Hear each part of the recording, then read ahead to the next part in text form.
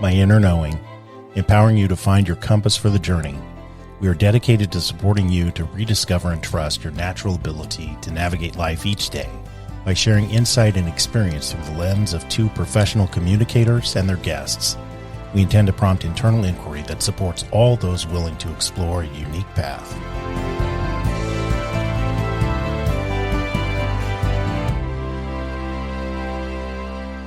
Well, hello, Michele. Hi. Hello. We're excited to have this conversation this morning. There's so many things we're curious about. Yes, I'm happy to be here. Oh, Yes. Thank you. So, in thinking about your inner knowing, what comes to mind for you at this point in your life? What does it mean for you? What does it feel like? For me, when I think about my inner knowing, it's both a visceral experience and I guess what we would call a psychic experience. I have this moment of feeling like all of a sudden I'm in a bubble and everything becomes quiet, which is very unusual in my thinking head because most of the time there are a lot of thoughts that are running me. And pretty much running me ragged. And so I know when my inner voice steps in and I'm allowing it, things become very quiet and I hear one voice, sort of a guiding sense. And that in my body, I always feel that around my stomach and my heart, that whole solar plexus area, because that's what is usually so tight in me when I'm thinking, trying to solve a problem. Yeah. The contrast. Did you learn to get yourself into that space? Or are there steps that you take to make it at least more frequent? Well, I would say that's been a journey of my lifetime. I'm in my 6th decade now. So I've had a lot of practice, and I would say it was probably the being tight and contracted that when I would notice that and realize, oh man, this is really affecting my health, that something needed to change. But I've also had some experiences that have opened me up to trusting my inner voice. So I guess what I would say about that today is that it still is this in and out kind of thing. Some days I'm going at it. And the next day I may go out for my walk and see a dolphin in the marina. And that will just stop me and calm me down and have me reflect on, I'm kind of doing that thing again where I'm just racing. So I would say it's a practice. Yeah, I call that the journey. And periodically through our conversations with each other and others, I'll say that darn journey. Because when I first met Teresa, I wanted it to be, you reached that spot and everything was great ever after. And that's just not. It's so funny to think about myself in retrospect. I mean, it wasn't all that many years ago. I'm in my mid 40s, and just coming to that realization. So, but it's good. I've learned so much just recognizing you're not always going to be in that space where you can touch your intuition, but there are certainly lots of ways to make it more frequent. That's my experience anyway. Yes, mine too. And, Joseph Campbell's The Hero's Journey, that I love his work and that whole sense of that journey of going into the treachery and trepidation and learning and coming out. And so at some point in my life, I realized, and it's rinse and repeat, rinse and repeat.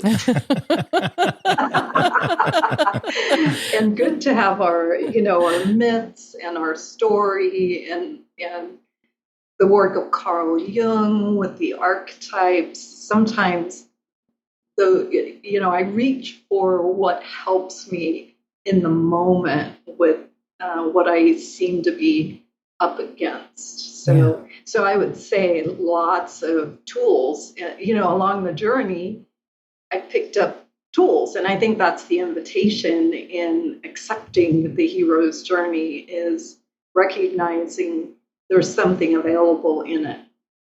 Yeah, I agree. I am similar, Michelle, and I have gathered so many tools the last 30 years. It is what do I need right now? And I love Joseph Campbell and Carl Jung as well. I talk about them often. Yeah. Mm-hmm. Yeah, I think it's really important for us to continue filling the toolbox because we need different things at different times. I think it was a really nice point that you made. Mm-hmm. Yes. And thank you for sharing some sources too. Oh, sure. Yeah. And when I work with people who are really deeply entrenched in grief and loss, a part of what I help them see is this: what's coming to you that might be new.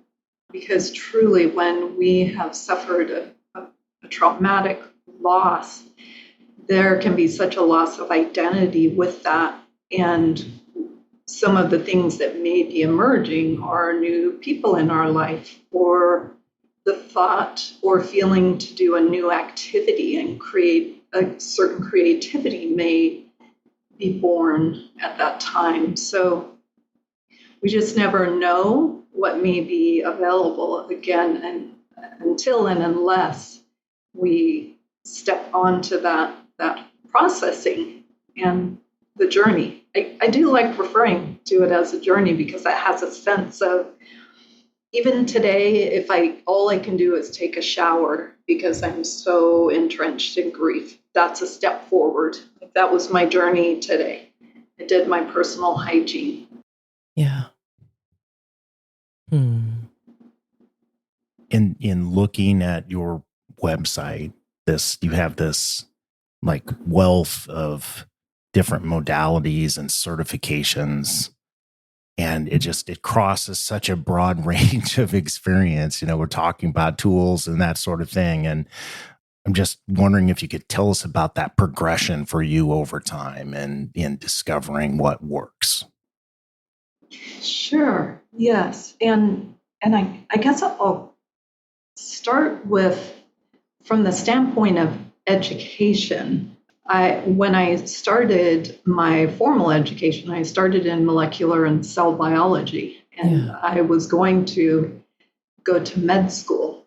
And at the same time, though, I was pretty active in the fitness world. I had found that for myself, that I really enjoyed it and was very athletic. And so the first time I applied to med school, I didn't get in, and the world stopped, and I didn't know what to do. But it was one of those moments where it was a moment of choice, where I really got to ask myself, do I truly want to study and learn how to work with the process of disease, or do I want to work in an industry of prevention and well-being? And so at that point, I would say the tools for me at that time really was in the world of the physical, because I think so many people can attest to this too, that when they're just having a hard day, sometimes going out for a run or a bike ride or a kayak or whatever it is, a hike in the woods,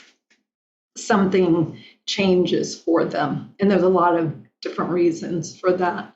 So then again, moving deeper into the exercise with a graduate degree in exercise physiology. And then it became very interesting to me why people did what they did. Why do some people really adhere and others have such a hard time taking care of themselves, like doing things that help them. And in my own life, what had occurred was the first major loss in my life was when my little brother died. It was really at that time that I wanted to be a healer. So I did start studying in many different modalities in Reiki, angelic Reiki, and energy healing and shamanism as well. So part of that was my own journey to try and figure out why I wasn't moving past the death of my brother. It was sort of like I had just stopped.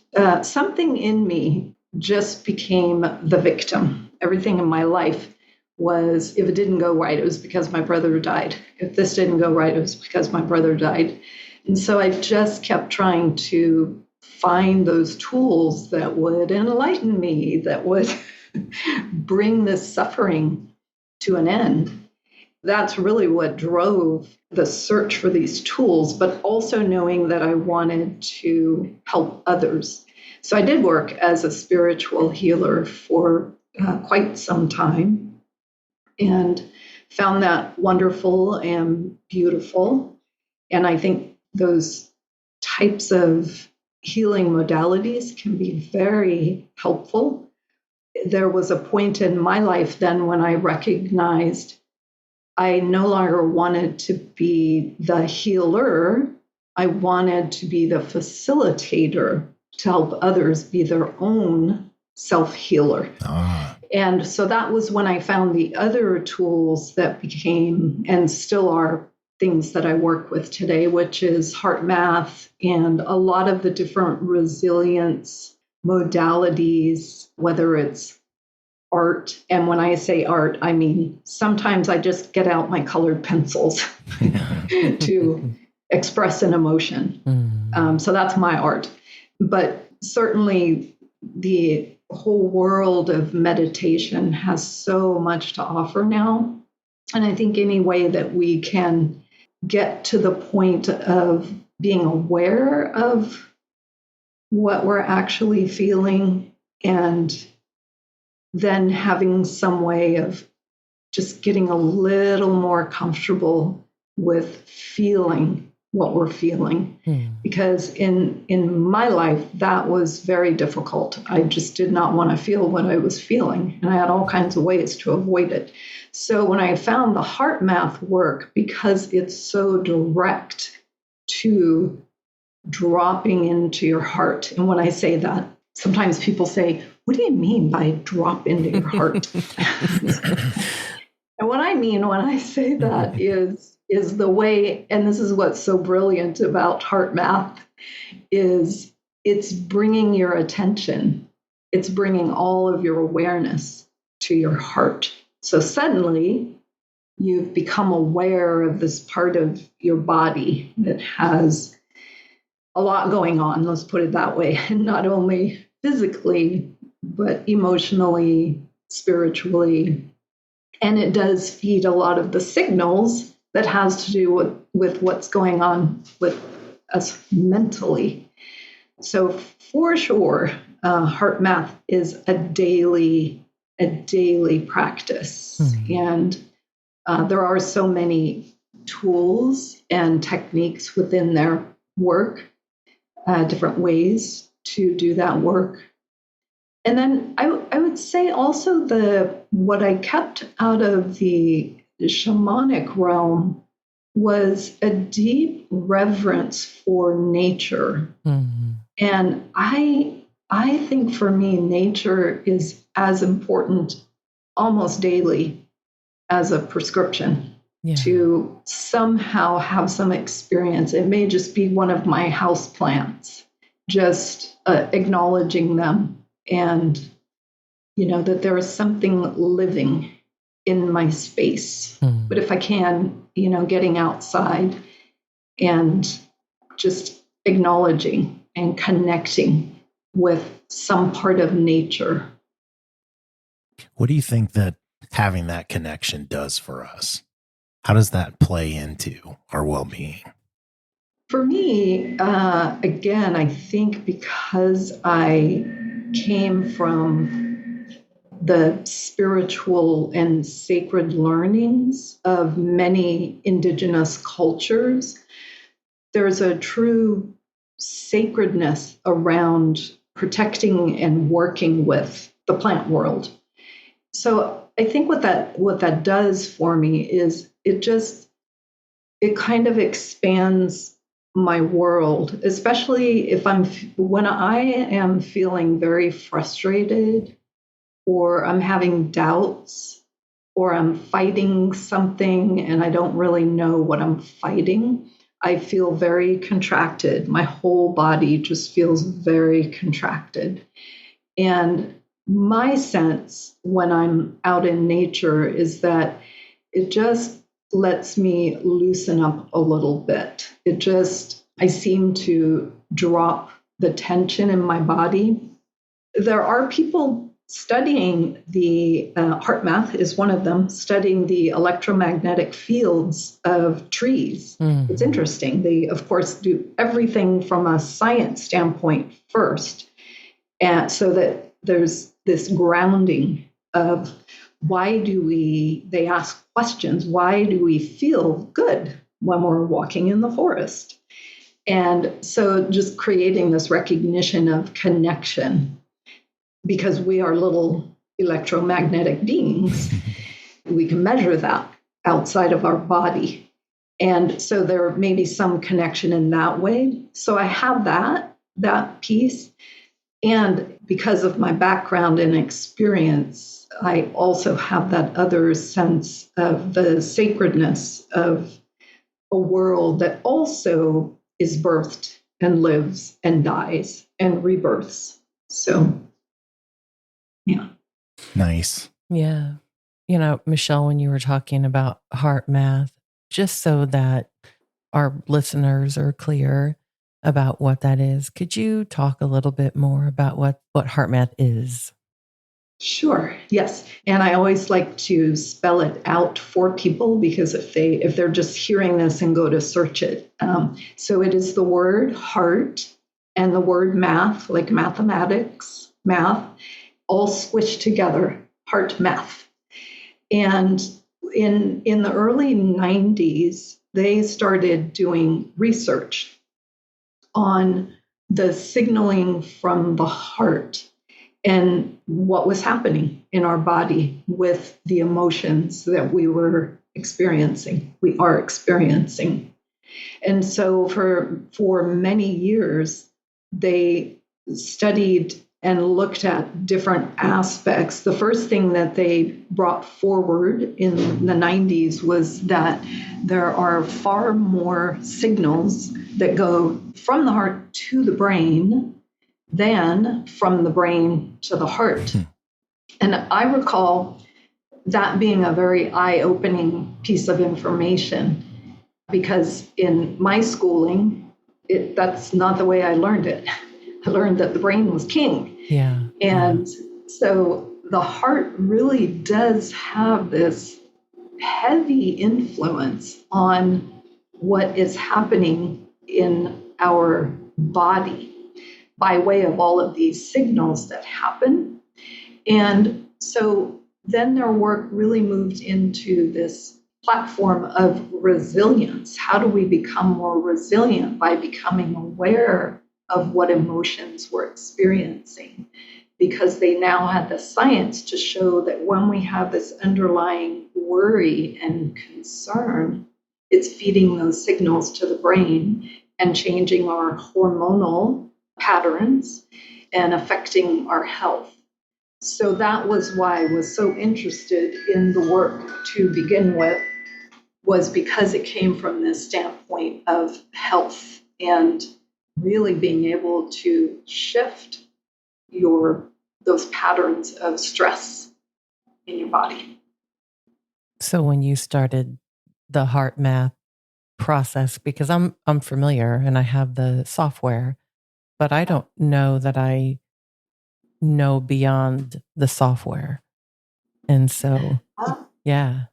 I will make sure, and we'll have this for you to share, the 9-chapter video series that Okay. HeartMath has. Mm. During COVID, they provided it for free, and they've never brought it back into their product line. Wow. So it's still a free 9-chapter video series that will teach you 4 or 5 of the techniques. Oh. So you can use your techniques and see what's happening since you have the software. Oh, thank you, Michele. That sounds great. Walker's like, yes, because he's been talking about it since he read that on your website the first I'd time. never heard of it before, so I'm like, what is that? So, well, and I'll share with you it. For instance, today this morning out by the water. I'm a few hours ahead of you, so it's a little later here. I have my morning time to go out by the water, and I did one of the HeartMath techniques in preparation for our conversation. And the reason that I do that anytime that I'm getting ready to speak or teach or do anything public is because I live in my head of, am I going to say the right thing? Is that going to be... So part of that, my journey has been coming up against, oh my gosh, would you be quiet there in my head? Because I'm so excited about this conversation. And still there can be this sense of, again, this is when we talk about the journey, that gets to be one of my things that I get to work with. And so my HeartMath techniques really help a lot with that, because the moving into my heart and just trusting when my heart and brain are working together, and I'm in this very calm and feeling prepared from the standpoint of, yes, I have let that voice in my head know they can step aside. I might invite them back in at another time, but for now. Yeah. So, and it's kind of a way also to connect when for public in person or even on Zoom when I'm speaking to many, many people. Yeah. I also just with, again, the HeartMath, because it is the heart's energy that is beginning to radiate. I can just imagine, this feeling of calm and connectedness with others. Yeah. With others. Yeah. Yeah. That's lovely. Thank you. Developing your awareness of when you're feeling more challenged to get to that heart energy place. Are there certain things that you've noticed about yourself over time that, I don't know, certain stories that get in the way, or, just things that you feel like make it more challenging to get into that space? Yes. What makes it challenging? It can be challenging for me because I tend to be a person who likes to have a plan and then multiple plans if that plan doesn't play out. That sense of level of thought and planning can be exhausting, just exhausting. And it's something I know about myself because I like to, when I've confronted the, am I going to do it right voice and just let that step aside, then there's that piece of, okay, but still in my nature, I like to have flow and I like things to be impeccable that I am bringing forward for people. I want people to have a good experience. So what can get in the way is being too tightly wound around needing to know everything that could happen and having a contingency plan that everything could happen with for everything that could happen. And so I have a really good story if you want to hear the story around learning. Oh my goodness. I was standing at the front of the room. There were 200 people in the room. This was at a conference, and I was doing a breakout session. So if those of you who go to conferences, they usually have keynote people, and then you get to go to these breakout sessions in between. So I was doing a breakout session, a couple hundred people in the room. My technology wasn't working. The PowerPoint slides weren't starting. Nothing was happening. The AV person had come in and was working on it. And I'm having just a moment of mini implosion and standing in front of the room thinking, oh my gosh, now I'm going to have, I don't know how many minutes less. How am I going to be? I was already trying to figure out, without things being fixed yet, how I was going to fix this problem now of having less. Was I going to talk faster? Was I going to? And then in a moment of clarity, I just, again, and the funniest thing about it was it's a program that I used to do called 1,000 Things Went Right Today. So I did my little heart-focused breathing, and I just started working with people and connecting with people and starting to talk, because I knew my topic forwards and backwards. Okay, sure, I wanted the slides to convey a certain order of things, but I realized, well, that's not happening. So So I just, in a moment of clarity, started asking people, so what's gone right for you? I'll give you some on my list, but I want to hear yours. Yes. So in a way, it was kind of magical that it was that topic. Yeah. Because for me, that's a tool also. I forgot to mention that one, that there's a sense of gratitude that we can have for anything around us if we look at any time when things are going wrong. So it took them 15 minutes and it took 2 tech people. So I was able to finally let go of that story that I was supposed to be the one who knew how to make everything go right. It took such a burden off of me when I recognized, wow, that's a heavy load to carry. Well, might I think I can make everything right? Because if 2 tech people didn't know how to do it for 15 minutes. So, yes, that brought great freedom. But coming back around to the question to wrap this point up, a lot of times how I know it's happening in me, and again, this is an awareness that I've developed. I know that I need to pause and slow down anytime that I find myself walking over somewhere to get something. I get there and I forget what it was, and then another thought comes in. I go to do that, and then I think of the thing that was behind me, and then I think of a third thing, and I'm in this swirl. I'm in a swirl of, whoa, I can't do 3 things at once. And just pause, just breathe, Michele, just breathe. So. When you were thinking about our conversation today, what are some of the things that came to mind that you would like to share?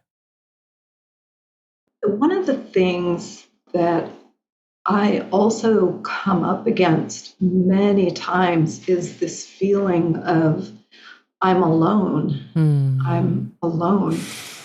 Nobody else is having this experience. And when I started listening to your podcast, that was really one of the things that I found so extraordinary about what you're doing on your podcast is really talking about and going into places and emotions that we don't normally let ourselves do, this vulnerable place inside of me that would close off and feel like I'm alone.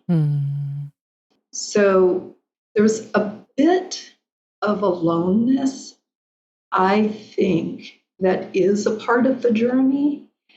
But I also think there is a weaving of this in and out of being in community with others and coming back in and integrating and coming back out. So when we have, and this was one of the things that I've learned in my journey, is that because I do tend to be very independent, I can almost bring that aloneness on myself. And so I have to remind myself to seek others and community and be with people and know that rhythm of this is work at this moment that I need to do on my own. And also, it's not good for me to stay in my aloneness.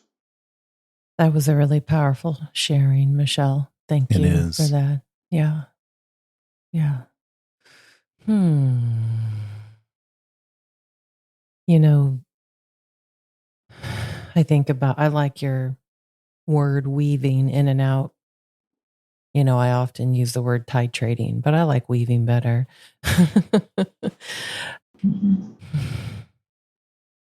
Do you feel like those moments are like through the day, or do you feel like you have cycles, like seasons? Are you speaking to the weaving? Yeah, the stepping back.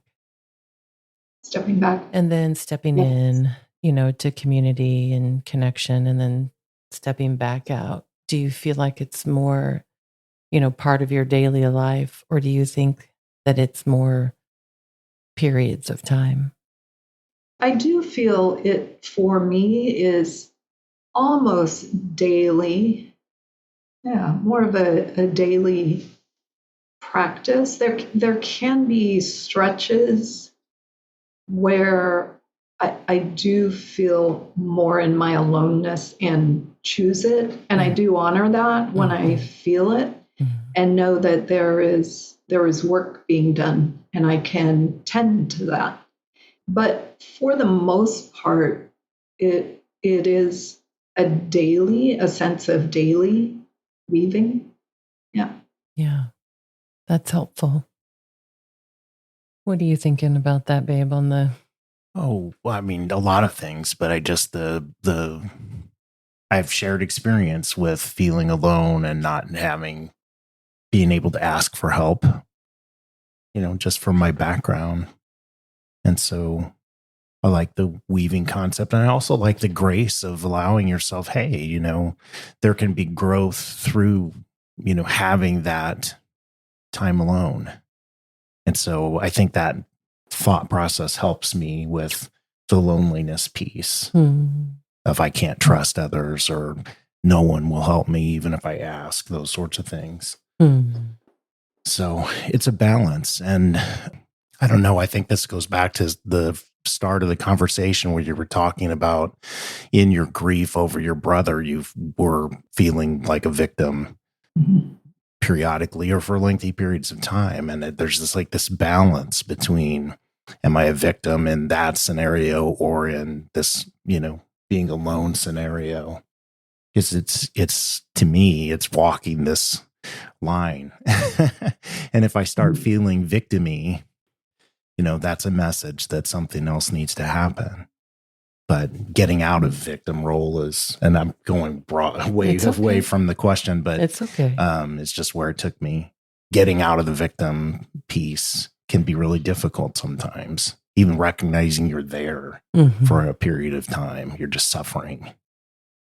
And then the seeing it is, for me, the first step. But it can be a real trench or ditch that you fall into that's hard to climb out of sometimes in all different kinds of scenarios. So that's what is going through my mind. And I was thinking earlier, I wanted to ask you, when you were in that space of feeling like a victim, where do you go? What do you use to, to get yourself out of that space and into a different mindset, or get in touch with your body so that you can move the energy forward?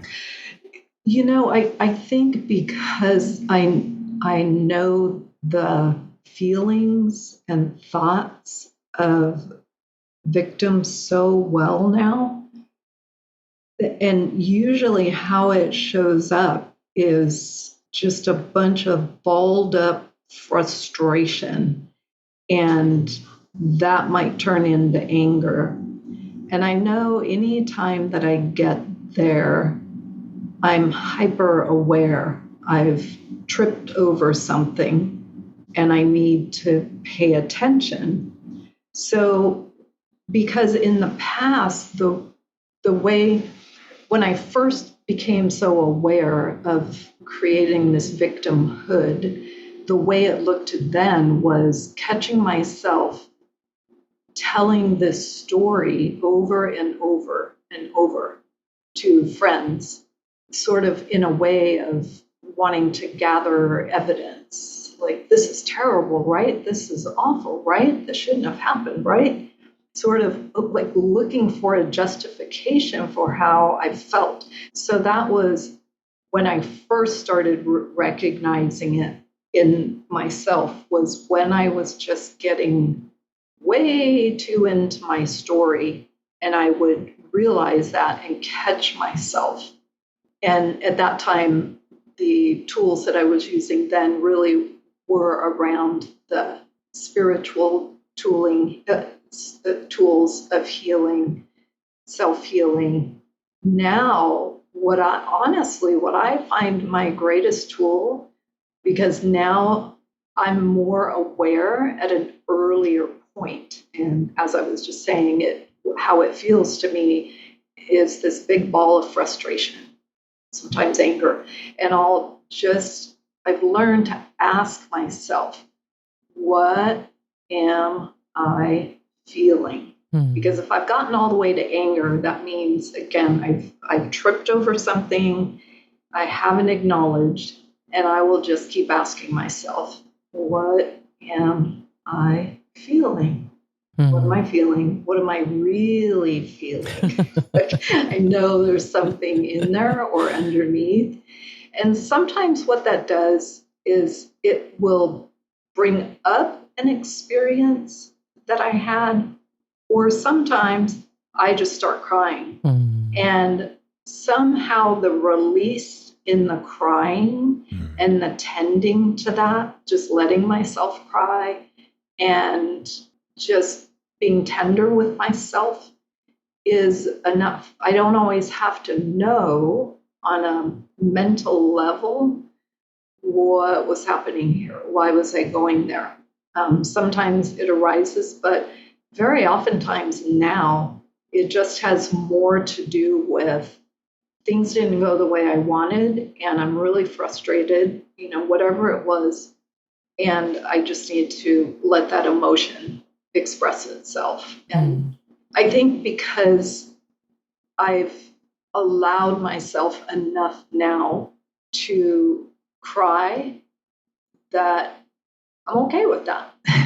and again, that's not an easy place to get to either. We learn a lot about when you should cry and when you should not cry and what's appropriate. I think that's one of the gifts of a lot of the work I've been able to do, is just be with what's there.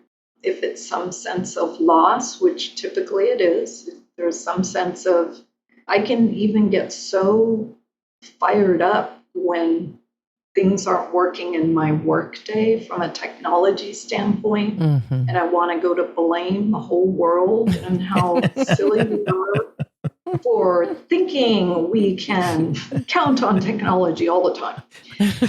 So That's a little bit of victimhood. I'm really good at that. So, yeah. Yeah. When you are asking yourself, what am I feeling? Sometimes I'll do that and it's just like, I can't, if I'm looking at it just from an emotional standpoint, it's just not coming to me. I'm feeling everything and resistance and, curse words and those sorts of things.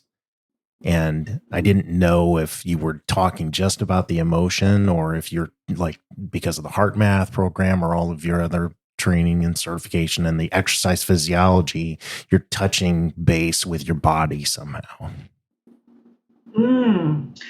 That's a very good point. And what I'm thinking of right in this moment is many of us may have this, I won't call it a block, but it's just not a clear channel to if we were to ask ourselves that question, what am I feeling? I didn't learn to do that as a kid. I don't know about others, but I was kind of told how to feel, or, the icky feelings, the angry feelings, those weren't a part of the continuum of human emotion that I learned about or was safe expressing. Yeah. I think that's why I shared that sometimes I get words or I flash on an experience of something that happened, or sometimes I don't get anything except a rush of, I need to release this in tears. Now, I think this is where maybe some of those other tools might come in handy with colored pencils. Like, I've had people tell me that I don't get any kind of cognizant answer, but boy, I can pick up that black pencil and really express my emotion on that piece of paper. Yeah. I think the point out of this is to just be in the moment of allowing yourself to recognize, oh, there's something going on here and it's really uncomfortable. And is there a way? Is there a way that my body wants to express this? Is there something that needs to happen? Maybe it's just going to get a tall drink of water. It doesn't have to be. And I think this is an important thing too. Not having any expectation is an important part of this allowing, of finding our own inner voice, because each of us can ask that question in a moment of fury or frustration. What am I feeling? And we're all going to report something different. Yeah. So that's actually a part of learning our own inner voice, when we can just track, what is it for me when I come into awareness? What do I have? At the moment, here's how it is. I don't get words. I don't. So that's your way. Yeah. But something may emerge as a way to express or release what's there. It's interesting, I remember and then I forget things that I should do to take care of myself. And when I'm feeling that, but the answers aren't coming and there's just resistance and it's no, F it. What are you feeling? F it. And so, Teresa has a technique that she uses with a punching bag and a piece of rubber piping that, and it isn't, it's with the intention of releasing whatever it is without having to identify it to hit the bag. And I'm very resistant to hitting that bag. I don't like it at all. But, I know that I should. Well, if it's helpful. I mean, I feel like we should always pay attention to resistance. For me, Michele, it was a technique I learned when I did heart-centered hypnotherapy training about 15 years ago. It was part of, the modality during the hypnotherapy where you would work on releasing whatever was stuck. And it's an interesting technique. It's not like traditional hypnosis. It's much more experiential than that. And for me, I had a lot of resistance initially as well because it felt violent. And I was violent as a child. And so for me, it was stepping back into something that felt harmful. And then when I was able to shift into in my mind that what I was doing was releasing from my body things that were trapped in there, then it was so much easier. And so I came home and actually hung one of those hanging bags, like a 70-pound hanging bag, and, bought a piece of that hose. And then actually, when I was growing up, we were allowed to beat the shit out of each other. And I didn't allow my children to hit each other, tease each other, or tickle each other, or all those things that I found so harmful for myself. And so I said, if you are feeling something strong, then I want you to go release it on the bag first, and then we can come back and have a conversation. And what I recognized for myself as I continued the practice was sometimes I didn't know what I was feeling. I would just feel the contraction in my body. And I would go down the basement and I'd be like, whatever the fuck this is, get out. I don't even know what it is. I just know that it needs to go because it's getting in the way of me having a healthy, connected relationship. And that was what was helpful for me. Yeah. Mm-hmm. There was a point where I taught a kickboxing class. Again, during many, many years, I taught. And so I think in a way through different running is one of those ways that really gets stuff out of the body too. So I think anything that in the physical realm that is not hurting another, absolutely. Right. Yeah. I know there was a period of time where I did a lot of screaming into I lived in a townhome with shared walls, so I had my pillow in front of me. Also, so at that time, just scream, and I felt like, oh my gosh, my lungs are going to come out of my mouth, like really screaming. Mm-hmm. Yeah. So that part of it for me during a period of time, and I haven't done that in quite some time. Me too. Yes. Mm-hmm. Yeah. I really felt like that very concerted period of time. I mean, it was probably a few years, 3, 4, 5 years for me where it was just, I needed to do that. Yeah. And it was the way that it worked for me. Yeah. Yeah. I've used the scream technique in the car or like in the wee hours of the morning, if I've go to Georgia on the coast occasionally, and just, with the ocean, it's if the wind's blowing, the right direction, everybody's not going to freak out on the beach because they cannot hear you. And it feels really good to let the ocean take that because there's something energetic about it that it can take it and neutralize it. So at least that's how I put my intentions around it when I go there. That seems to be easier. But I think my experience was that, there's like parts of I had no realization about feelings in the body really when I first met Teresa. And it was just, all up in my head. And so even this is 6 years later, 7 years later, and still there are parts of my body, like the right side of the torso, I don't really feel that, if I'm trying to check in and do a body scan. And, it's just a fascinating process. Every once in a while, something will come out of that side, but there's like this wall. And I know that it's going to be like the next big step when all that opens up. Mm-hmm. So anyway, just getting in touch is a fascinating and difficult process. Yeah. Can be anyway. Yeah.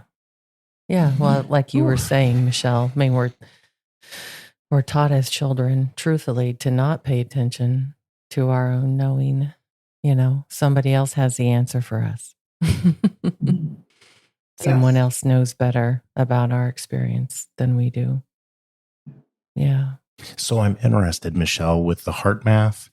Are there parts of that are gut math too? That are gut math? gut, like the ab. Yeah. I mean, you solar hear all plexus. these things just about the intestines and everything that, it's like the body has its own, impulses can generate in the heart and in the gut is what I understand and go to the brain. Yes. Yeah. Called our third brain now. Right. Yes. Well, because when you are working with your emotions and checking into what's happening in your body, when you do the heart math work, because it does affect all of the hormonal changes that happen, it absolutely can shift. I typically have a very tough time with my digestion, and it really stays in check when I am doing my emotional work, when I'm staying in tune with what am I feeling, when I'm feeding my body through one of the techniques, a feeling of care and compassion for myself. That literally is changing the hormonal flow, which helps everything in our body just regulate. So a lot of their work was first looking at what's happening in the nervous system, and then they expanded into all of the hormonal systems. So all the systems sync up, and you can feed your body in that way where you're changing your health. So yes, and a large part of it too for me, because loss has been such a big part of my life, is those regularly working with my tools to process loss. Because that, again, part of the journey, I can really become stuck in an emotional state if I'm not regularly allowing myself to work with my tools. Yeah. Yeah, I think it's a really good point. And it's just that, we never stop doing your work. Right. To me, that's why we're here. And when I start to think I know it all and it's all, I'll get reminded that I don't. Exactly. Which is a good thing. And it's not nearly as painful as it has been in the past, but I still get the knock on the door. And sometimes we get these lovely patterns in our life that just seem to keep showing up. I remember one time going, oh my gosh, didn't I finish that? Here it is again. And a friend, a sage-filled friend of mine said, well, Michele, just think of it as a spiral. Now you're at a higher octave. So I'm like, yeah, but I'm so done with this pattern. Yes. Oh gosh, I wanted to share something really cool that I saw a couple of days ago, and what you were saying about the connection with nature and we're energetic beings. I think it was David Attenborough. Is the name right? That sounds right. Anyway, they did this study where they hooked themselves up electronically to a flower. And they were also monitoring the bees that were coming. And the flower, when it has nectar, has a different electromagnetic charge than when it doesn't. And so they were translating that into sound. And the bee has a different charge. And so they attract each other electromagnetically. Wow. It's fascinating. So the bee lands on the flower, drinks the nectar, and it negates the charge. The flower then is dormant. So when the next bee comes along, it doesn't go into that flower because it doesn't have the right charge until the nectar gets regenerated. It's fascinating. And so Teresa says, walk barefoot in the grass. It's one of her shirts. The one I have on today. Oh, nice. And that grounding piece of our connection with earth and, whether it's barefoot in the grass or just noticing, as you were talking about, that interaction. It's happening on all kinds of levels. And anyway, it was just a beautiful video. You might look it up just to Yes. see, because it's fascinating stuff. I was like, that is so cool. Yes, I'm going to go look for that. Yes. Oh. Well, Michele, I know we're getting close to time. When you think about other things that you wanted to make sure you covered today or shared today about not only, the questions we sent you or, the work that you're doing, what else would you like to share? I would just like to share for all your listeners that we all have our own unique inner voice, and just trust that it is there. And some of the ways that you might notice it or heighten it is, I have this practice of, I will take a question or a thought into sleep. So before I go to sleep, I'll kind of, I call it seeding my dreams. And, I may not wake up with anything, but if I'm paying attention, I might just start noticing that the world around me is showing me something. A friend of mine might suggest a book on something about that topic I had as a question. So just, I think it's that, just trusting that you do have an inner voice and that it is uniquely you. And it's so helpful and comforting. I think that is that's what has been most enjoyable about considering some of these questions and the times in life that have been so much upheaval. And at this point in my life, feeling such a trust and knowing and knowing how I access it and how it speaks with me and for me and to me, and continuing to cultivate that relationship is really joyful. Yeah. I like that practice too. So that's a really nice sharing, and doesn't require much other than intention and some clarity. Yeah. Where do I And I just so appreciate the work you're doing. I love listening to this podcast. It's so great. Thank you. Yeah. Thank you. I love the interviews and then when you're having conversation with each other and just modeling how, in relation, we have our relationship with ourselves, and then we have relationship with others who can reflect for us what we're up to learning.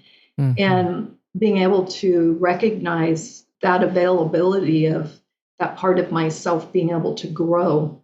So yes, there is something available in that, being with another in such vulnerable conversations as you have with each other. And it's so helpful as a modeling and recognition of, I'm alone and I'm not alone.